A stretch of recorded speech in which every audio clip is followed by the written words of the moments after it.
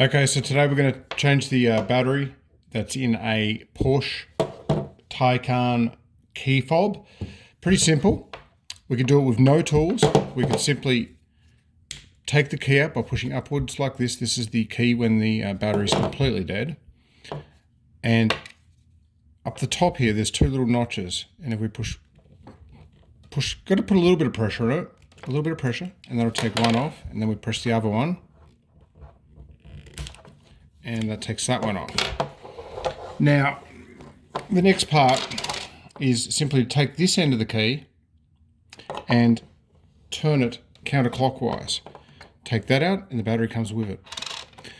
Place the new battery in, pop this back in over here. Oh, sorry, got it upside down. Pop that in that way and we're going to just put it there like so. And well, let me just get that right. There we go, like that. And turn clockwise. Okay, so the battery's now in there. And then it's just simply a case of reassembling the key, like so. Start this end.